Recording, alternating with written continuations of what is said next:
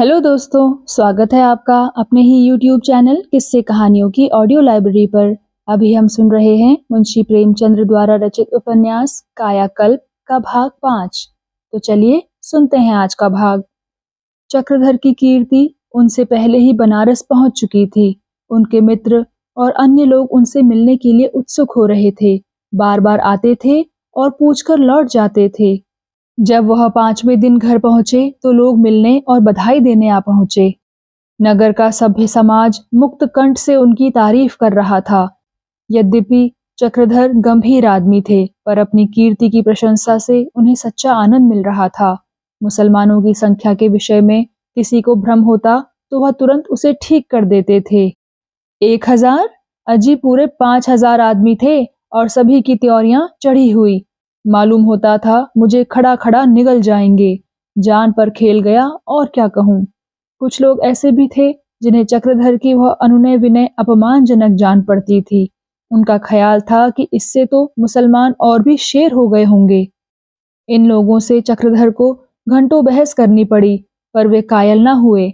मुसलमानों में भी चक्रधर की तारीफ हो रही थी। 2-4 आदमी मिलने भी आए, लेकिन हिंदुओं का जमघट देखकर लौट गए। और लोग तो तारीफ कर रहे थे, पर मुंशी वज्रधर लड़के की नादानी पर बिगड़ रहे थे।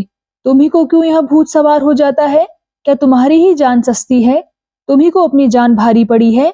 क्या वहां और लोग न थे? फिर तुम क्यों आग में कूदने गए? मान लो मुसलमानों ने हाथ चला दिया होता तो क्या करते? फिर तो कोई साहब पास न फटकते। ये हजारों आदमी जो आज खुशी के मारे फूले नहीं समाते, बात तक न पूछते। निर्मला तो इतनी बिगड़ी कि चक्रधर से बात ना करना चाहती थी। शाम को चक्रधर मनोरमा के घर गए। वह बगीचे में दौड़ दौड़ कर हजारे के पौधों को सींच रही थी। पानी से कपड़े लथपथ हो गए थे।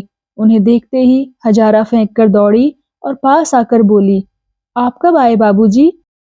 मैं पत्रों में रोज वहां का समाचार देखती थी और सोचती थी कि आप यहाँ आएंगे तो आपकी पूजा करूंगी। आप ना होते तो वहां जरूर दंगा हो जाता। आपको बिगड़े हुए मुसलमानों के सामने अकेले जाते हुए जरा भी शंका ना हुई? चक्रधर ने कुर्सी पर बैठते हुए कहा, जरा भी नहीं। मुझे तो यही धुन थी कि इस वक्त कुर्बानी ना होने दूंगा। इसके बिना दिल में और ख्याल न था। अब सोचता हूँ तो आश्चर्य होता है कि मुझ में इतना बल और साहस कहाँ से आ गया था। मैं तो यही कहूँगा कि मुसलमानों को लोग नाहक बदनाम करते हैं। फसाद से वे भी उतना ही डरते हैं जितना हिंदू। शांति की इच्छा भी उनमें हिंदुओं से कम नहीं है। लोगों का यह ख्याल कि मुसलमान लोग हिंदुओं पर राज्य करने का स्वप्न देख रहे हैं, बिल्कुल गलत है। मुसलमानों को केवल यह शंका हो गई है कि हिंदू उनसे पुराना बैर चुकाना चाहते हैं और उनकी हस्ती को मिटा देने की फिक्र कर रहे हैं। इसी भय से वे जरा जरा सी बात पर तिनक उठते हैं और मरने मारने पर आमादा हो जाते हैं। मनोरमा बोली, मैंने तो जब पढ़ा कि आप उन बौखलाए हुए आदमियों के सामने निशंक भाव से खड़े थे तो मेरे रोंगटे खड़े हो गए। आगे पढ़ने की हिम्मत ना पड़ती थी कि कहीं कोई बुरी खबर ना हो। क्षमा कीजिएगा, मैं उस समय वहां होती तो आपको पकड़कर खींच लाती। आपको अपनी जान का जरा भी मोह नहीं है। चक्रधर ने हंसकर कहा, जान और है ही किस लिए? पेट पालने के लिए ही तो हम आदमी नहीं बनाए गए हैं। हमारे जीवन का आदर्श कुछ तो ऊंचा होना चाहिए, विशेषकर उन लोगों का जो सभ्य कहलाते हैं। ठाठ से रहना ही सभ्यता नहीं। मनोरमा मुस्कुराकर बोली, अच्छा, अगर इस वक्त आपको 5 लाख रुपए मिल जाएं तो आप लें या ना लें? चक्रधर बोले, कह नहीं सकता मनोरमा, उस वक्त दिल की क्या हालत हो। दान तो ना लूंगा, पड़ा हुआ धन भी ना लूंगा, लेकिन अगर किसी ऐसी विधि से मिले कि उसे लेने में आत्मा की हत्या ना होती हो तो शायद मैं प्रलोभन को रोक ना सकूं। पर इतना अवश्य कह सकता हूं कि उसे भोग विलास में ना उड़ाऊंगा। धन की मैं निंदा नहीं करता, उससे मुझे डर लगता है। दूसरों का आश्रित बनना तो लज्जा की बात है, लेकिन जीवन को इतना सरल रखना चाहता हूँ कि सारी शक्ति धन कमाने और अपनी जरूरतों को पूरा करने में ही ना लगानी पड़े। मनोरमा बोली, धन के बिना परोपकार भी तो नहीं हो सकता। चक्रधर बोले, परोपकार मैं नहीं करना चाहता, मुझ में इतनी सामर्थ्य ही नहीं। यह तो वे लोग कर सकते हैं जिन पर ईश्वर की कृपा दृष्टि हो। मैं परोपकार के लिए अपने जीवन को सरल नहीं बनाना चाहता, बल्कि अपने उपकार के लिए, अपनी आत्मा के सुधार के लिए। मुझे अपने ऊपर इतना भरोसा नहीं है कि धन पाकर भी भोग में ना पड़ जाऊं, इसलिए मैं उससे दूर ही रहता हूँ। मनोरमा बोली, अच्छा, अब यह तो बताइए कि आपसे वधू जी ने क्या बातें की? मुस्कुराकर बोली, मैं तो जानती हूँ आपने कोई बातचीत ना की होगी, चुपचाप लजाए बैठे रहे होंगे। उसी तरह वह भी आपके सामने आकर खड़ी हो गई होंगी और खड़ी खड़ी चली गई होंगी। चक्रधर शर्म से सिर झुकाकर बोले, हाँ मनोरमा, हुआ तो ऐसा ही। मेरी समझ में ना आता था कि क्या करूं। उसने 2 बार कुछ बोलने का साहस भी किया। मनोरमा ने पूछा, आपको देखकर खुश तो हुई होंगी? चक्रधर शर्मा कर बोले, किसी के मन का हाल मैं क्या जानूं? मनोरमा ने अत्यंत सरल भाव से कहा, सब मालूम हो जाता है, आप मुझसे बता नहीं रहे। कम से कम उनकी इच्छा तो मालूम हो ही गई होगी। मैं तो समझती हूँ जो विवाह लड़की की इच्छा के विरुद्ध किया जाता है वह विवाह ही नहीं है। आपका क्या विचार है? चक्रधर बड़े असमंजस में पड़े। मनोरमा से ऐसी बातें करते उन्हें संकोच होता था। डरते थे कि कहीं ठाकुर साहब को खबर मिल जाए या सरल मनोरमा ही कह दे तो वह समझेंगे मैं इसके सामाजिक विचारों में क्रांति पैदा करना चाहता हूँ। अब तक उन्हें ज्ञान न था कि ठाकुर साहब किन विचारों के आदमी हैं। हाँ, उनके गंगा स्नान से यह आभास होता था कि वह सनातन धर्म के भक्त हैं।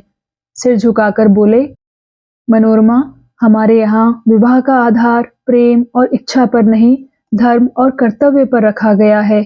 इच्छा चंचल है, क्षण क्षण में बदलती रहती है।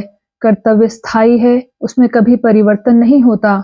मनोरमा बोली, अगर यह बात है तो पुराने जमाने में स्वयंवर क्यों होते थे? चक्रधर बोले, स्वयंवर में कन्या की इच्छा ही सर्वप्रधान नहीं होती थी, वह वीर युग था और वीरता ही मनुष्य का सबसे उज्जवल गुण समझा जाता था। लोग आजकल वैवाहिक प्रथा सुधारने का प्रयत्न तो कर ही रहे हैं। मनोरमा बोली, जानती हूँ, लेकिन कहीं सुधार हो रहा है क्या? माता पिता धन देखकर लट्टू हो जाते हैं। इच्छा अस्थाई है, मानती हूँ, लेकिन एक बार अनुमति देने के बाद फिर लड़की को पछताने के लिए कोई हीला नहीं रहता। चक्रधर बोले, अपने मन को समझाने के लिए तर्कों की कभी कमी नहीं रहती मनोरमा। कर्तव्य ऐसा आदर्श है जो कभी धोखा नहीं दे सकता। मनोरमा बोली, हाँ, लेकिन आदर्श आदर्श ही रहता है, यथार्थ नहीं हो सकता। फिर मुस्कुराकर बोली, यदि आप ही का विवाह किसी काली कलूटी स्त्री से हो जाए तो क्या आपको दुख ना होगा? बोलिए, क्या आप समझते हैं कि लड़की का विवाह किसी खूसट से हो जाता है तो उसे दुख नहीं होता? उसका बस चले तो वह पति का मुंह तक ना देखे। लेकिन इन बातों को जाने दीजिए। वधू जी बहुत सुंदर हैं क्या? चक्रधर ने बात टालने के लिए कहा, सुंदरता मनोभावों पर निर्भर होती है। माता अपने कुरूप बालक को भी सुंदर समझती है। मनोरमा बोली, आप तो ऐसी बातें कर रहे हैं जैसे भागना चाहते हो। क्या माता किसी सुंदर बालक को देखकर यह नहीं सोचती कि मेरा भी बालक ऐसा ही होता? चक्रधर ने लज्जित होकर कहा, मेरा आशय यह ना था। मैं यही कहना चाहता था कि सुंदरता के विषय में सबकी राय एक सी नहीं होती। मनोरमा बोली, आप फिर भागने लगे। मैं जब आपसे यह प्रश्न करती हूँ तो उसका साफ मतलब यह है कि आप उन्हें सुंदर समझते हैं या नहीं। चक्रधर लज्जा से सिर झुकाकर बोले, ऐसी बुरी तो नहीं है। मनोरमा बोली, तब तो आप उन्हें खूब प्यार करेंगे। चक्रधर बोले, प्रेम केवल रूप का भक्त नहीं होता। सहसा घर के अंदर से किसी के कर्कश शब्द कान में आए, फिर लौंगी का रोना सुनाई दिया। चक्रधर ने पूछा, यह लौंगी रो रही है? मनोरमा बोली, जी हाँ। आपकी तो भाई साहब से भेंट नहीं हुई? गुरुसेवक सिंह नाम है, कई महीनों से देहात में जमींदारी का काम करते हैं तो सगे भाई और पढ़े लिखे भी खूब हैं, लेकिन भलमनसी छू भी नहीं गई। जब आते हैं लौंगी अम्मा से झूठ मूठ तकरार करते हैं, न जाने उससे इन्हें क्या अदावत है। इतने में गुरुसेवक सिंह लाल लाल आंखें किए निकल आए और मनोरमा से बोले, बाबूजी कहाँ गए हैं? तुझे मालूम है कब तक आएंगे? मैं आज ही फैसला कर लेना चाहता हूँ। गुरुसेवक सिंह की उम्र 25 वर्ष से अधिक न थी। लंबे छरहरे एवं रूपवान थे। आंखों पर ऐनक थी, मुंह में पान का बीड़ा, देह पर तंजेब का कुर्ता, मांग निकली हुई। बहुत शौकीन आदमी थे। चक्रधर को बैठे देखकर वह कुछ झिझके और अंदर लौटना चाहते थे कि लौंगी रोती हुई आकर चक्रधर के पास खड़ी हो गई और बोली, बाबूजी इन्हें समझाइए कि मैं बुढ़ापे में कहाँ जाऊं। इतनी उम्र तो इस घर में कटी, अब किसके द्वार पर जाऊं। जहाँ इतने नौकरों चाकरों के लिए खाने को रोटियां हैं, क्या वहाँ मेरे लिए एक टुकड़ा भी नहीं। बाबूजी, सच कहती हूँ, मैंने इन्हें अपना दूध पिलाकर पाला है। मालकिन के दूध ना होता था और अब यह मुझे घर से निकालने पर तुले हुए हैं। गुरुसेवक की इच्छा तो ना थी कि चक्रधर से इस कलह के संबंध में कुछ कहें, लेकिन जब लौंगी ने उन्हें पंच बनाने में संकोच न किया तो वह भी खुल पड़े। बोले, महाशय, इससे यह पूछिए कि अब यह बुढ़िया हुई, इसके मरने के दिन आए, क्यों नहीं किसी तीर्थ स्थान में जाकर अपने कलुषित जीवन के बचे हुए दिन काटती। मैंने दादाजी से कहा था कि इसे वृंदावन पहुंचा दीजिए और वह तैयार भी हो गए थे, पर इसने सैकड़ों बहाने किए और वहां न गई। आपसे तो अब कोई पर्दा नहीं है, इसके कारण मैंने यहाँ रहना छोड़ दिया। इसके साथ इस घर में रहते हुए मुझे लज्जा आती है। इसे इसकी जरा भी परवाह नहीं कि जो लोग सुनते होंगे तो दिल में क्या कहते होंगे। हमें कहीं मुंह दिखाने की जगह नहीं रही। मनोरमा अब सयानी हुई, उसका विवाह करना है या नहीं। इसके घर में रहते हुए हम किस भले आदमी के द्वार पर जा सकते हैं। मगर इसे इन बातों की बिल्कुल चिंता नहीं, बस मरते दम तक घर की स्वामिनी बनी रहना चाहती है। दादाजी भी सठिया गए हैं, उन्हें मान अपमान की जरा भी फिक्र नहीं। इसने उन पर जाने क्या मोहिनी डाल दी है कि इसके पीछे मुझसे लड़ने पर तैयार रहते हैं। आज मैं निश्चय करके आया हूं कि इसे घर से बाहर निकाल कर ही छोड़ूंगा। या तो यह किसी दूसरे मकान में रहे या किसी तीर्थ स्थान को प्रस्थान करे। लौंगी बोली, तो बच्चा सुनो, जब तक मालिक जीता है लौंगी इसी घर में रहेगी और इसी तरह रहेगी। जब वह न रहेगा तो जो कुछ सिर पर पड़ेगी झेल लूंगी। जो तुम चाहो कि लौंगी गली गली ठोकरें खाए, तो यह ना होगा। मैं लौंडी नहीं हूं कि घर से बाहर जाकर रहूं। तुम्हें यह कहते लज्जा नहीं आती? 4 भांवरे फिर जाने से ही विवाह नहीं हो जाता। मैंने अपने मालिक की जितनी सेवा की है और करने को तैयार हूं, उतनी कौन ब्याहता करेगी। लाए तो हो बहू, कभी उठकर एक लुटिया पानी भी देती है? खाई है कभी उसकी बनाई हुई कोई चीज? नाम से कोई ब्याहता नहीं होती, सेवा और प्रेम से होती है। गुरुसेवक सिंह बोला, यह तो मैं जानता हूं कि तुझे बातें बहुत करनी आती हैं, पर अपने मुंह से जो चाहे बने, मैं तुझे लौंडी ही समझता हूं। लौंगी बोली, तुम्हारे समझने से क्या होता है, अभी तो मेरा मालिक जीता है, भगवान उसे अमर करे। जब तक जीती हूं इसी तरह रहूंगी, चाहे तुम्हें अच्छा लगे या बुरा। जिसने जवानी में बाह पकड़ी वह क्या अब छोड़ देगा? भगवान को कौन मुंह दिखाएगा। यह कहती हुई लौंगी घर में चली गई। मनोरमा चुपचाप सिर झुकाए दोनों की बातें सुन रही थी। उसे लौंगी से सच्चा प्रेम था। मातृ स्नेह का जो कुछ सुख उसे मिला था लौंगी से ही मिला था। उसकी माता तो उसे गोद में छोड़कर परलोक सिधारी थी। उस एहसान को वह कभी ना भूल सकती थी। अब भी लौंगी उस पर प्राण देती थी, इसलिए गुरुसेवक सिंह की यह निर्दयता उसे बहुत बुरी मालूम होती थी।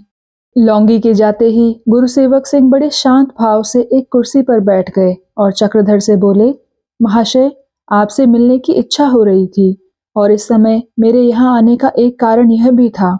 आपने आगरे की समस्या जिस बुद्धिमानी से हल की, उसकी जितनी प्रशंसा की जाए कम है। चक्रधर बोले, वह तो मेरा कर्तव्य ही था। गुरुसेवक ने कहा, इसीलिए कि आपके कर्तव्य का आदर्श बहुत ऊंचा है।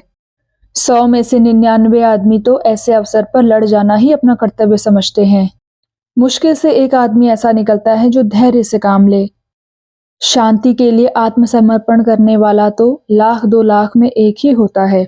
आप विलक्षण धैर्य और साहस के मनुष्य हैं। मैंने भी अपने इलाके में कुछ लड़कों का खेल सा कर रखा है। वहाँ पठानों के कई बड़े बड़े गांव हैं, उन्हीं से मिले हुए ठाकुरों के भी कई गांव हैं। पहले पठानों और ठाकुरों में इतना मेल था, शादी गमी तीज त्योहार में एक दूसरे के साथ शरीक होते थे। लेकिन अब तो यह हाल है कि कोई त्योहार ऐसा नहीं जाता जिसमें खून खच्चर या कम से कम मारपीट ना हो। आप अगर 2-1 दिन के लिए वहां चलें तो आपस में बहुत कुछ सफाई हो जाए। मुसलमानों ने अपने पत्रों में आपका जिक्र देखा है और शौक से आपका स्वागत करेंगे। आपके उपदेशों का बहुत कुछ असर पड़ सकता है। चक्रधर बोले, बातों में असर डालना तो ईश्वर की इच्छा के अधीन है। हाँ, मैं आपके साथ चलने को तैयार हूँ, मुझसे जो सेवा हो सकेगी वह उठाना रखूंगा। कब चलने का इरादा है? गुरुसेवक बोले, चलता तो इसी गाड़ी से, लेकिन मैं इस उल्टा को अब की निकाल बाहर किए बगैर नहीं जाना चाहता। दादाजी ने रोक टोक की तो मनोरमा को लेता जाऊंगा और फिर इस घर में कदम न रखूंगा। सोचिए तो कितनी बड़ी बदनामी है। चक्रधर बड़े संकट में पड़ गए। विरोध की कटुता को मिटाने के लिए मुस्कुराते हुए बोले, मेरे और आपके सामाजिक विचारों में बड़ा अंतर है। मैं बिल्कुल भ्रष्ट हो गया हूँ। गुरुसेवक ने कहा, क्या आप लौंगी का यहाँ रहना अनुचित नहीं समझते? चक्रधर बोले, जी नहीं। खानदान की बदनामी अवश्य है, लेकिन मैं बदनामी के भय से अन्याय करने की सलाह नहीं दे सकता। क्षमा कीजिएगा, मैं बड़ी निर्भीकता से अपना मत प्रकट कर रहा हूँ। गुरुसेवक ने कहा, नहीं नहीं, मैं बुरा नहीं मान रहा हूँ। फिर मुस्कुराकर कहा, इतना उजड्ड नहीं हूँ कि किसी मित्र की सच्ची राय ना सुन सकूं। अगर आप मुझे समझा दें कि उसका यहाँ रहना उचित है तो मैं आपका बहुत अनुग्रहित हूँगा। मैं खुद नहीं चाहता कि मेरे हाथों किसी को अकारण कष्ट पहुंचे।